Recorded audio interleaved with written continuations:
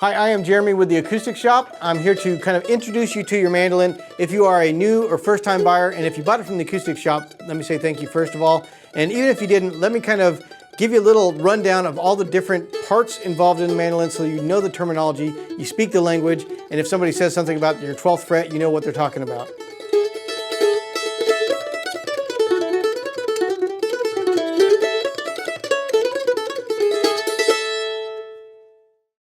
First off, these are both very common mandolin body styles. We have the F style that I'm holding in my hands, and then the A style right next to it. Almost universally the same, except for a couple of appointments, the scroll and 2 points.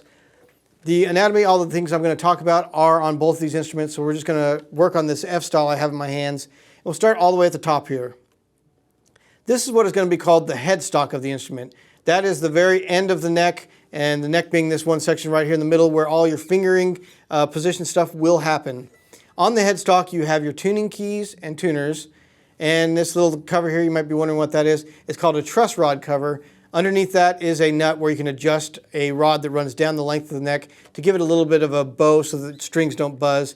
If you're not familiar with that, we do have some videos on adjusting your neck, but we recommend taking it to a luthier until you feel comfortable with that. Next to that, next in line will be this section that is holding the strings above the fretboard, and this is called the nut of your instrument. So if somebody says the nut is too high, or go ahead and put your finger right next to the nut, this one section right here is called the nut. In this case, it is a pearl one, but often it will be plastic or bone. The actual wood part of the neck here on the front is called the fretboard, and that's normally made of ebony, and inlaid into that are what are called frets, and that's the metal bars that run the full length of that. And you can notice that they are spaced a little wider back here at the end and then get tighter as you go to the top. At the very first position, they're at their widest. And you just start, if you're reading tablature, you'll see it says first fret, second fret, third fret. You just put your finger behind those frets to be able to make music.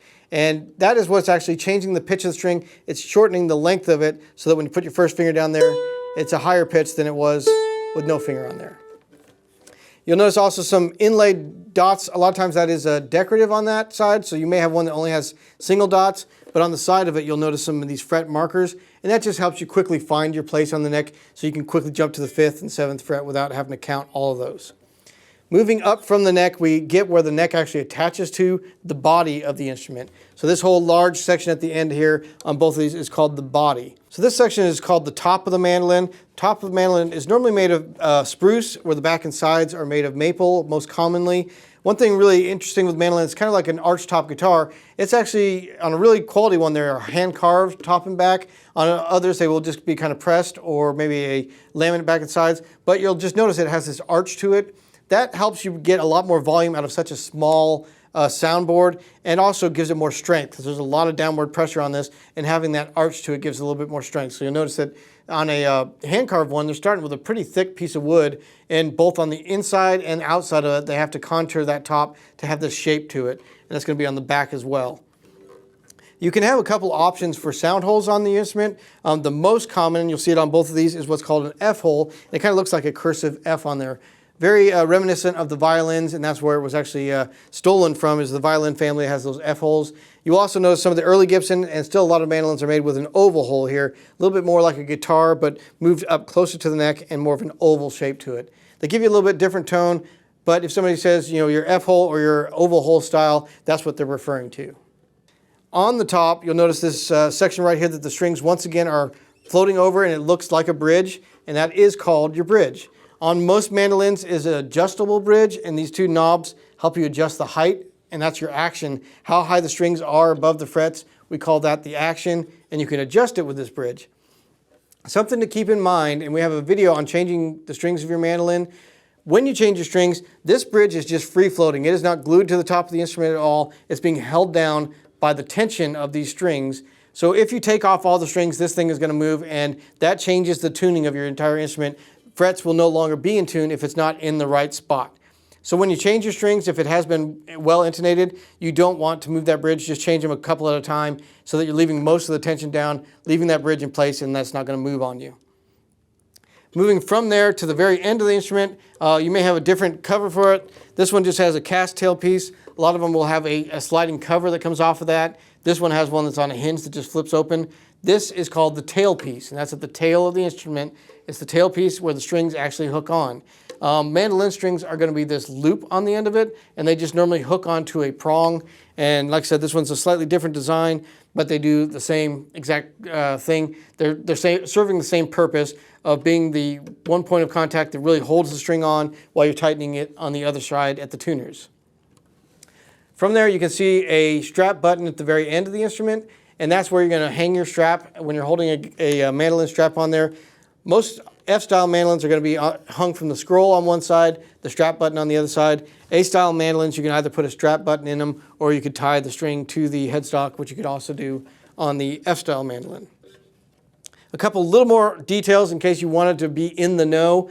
If somebody's talking about binding, binding is more of a decorative thing that's happening on all the edges of the instrument. You'll notice this mandolin only has binding on the top, and the back and sides do not have binding, and neither does the neck. That's a little less decorative, a little less expensive instrument. When you get into higher end ones, you'll find binding that runs the full length of the neck. This one runs around the top, sides, and back of the instrument. It's, again, a little bit more decorative to show some of the care and workmanship put into the instrument. So if anybody's talking about the binding or how it's bound, that's what they're referring to. We understand that learning a new instrument is kind of like learning a whole new language. There's a whole bunch of new terminology, phrases you may never have heard before, and that's just talking about the instrument itself. When you're learning how to play and different techniques, it's a whole nother language. We want to help ease that pain a little bit and get you guys a little bit more familiar. We have a lot more videos like this where we go a little more in-depth between the difference between an F-style and an A-style mandolin. We have some reviews where you can hear the difference. If you have questions that we didn't address, please put those in the comments or send us a message. We would be happy to answer any questions you have. And we look forward to meeting you in person or online once again. And keep watching the YouTube channel for more of this great content.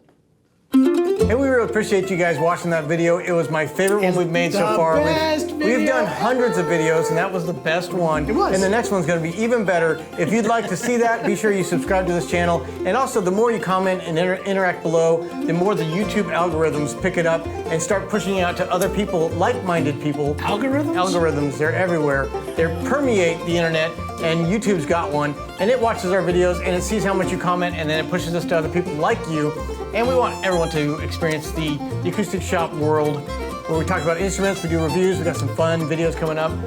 We thank you guys so much for being a part of it, and we'll see you in the next video.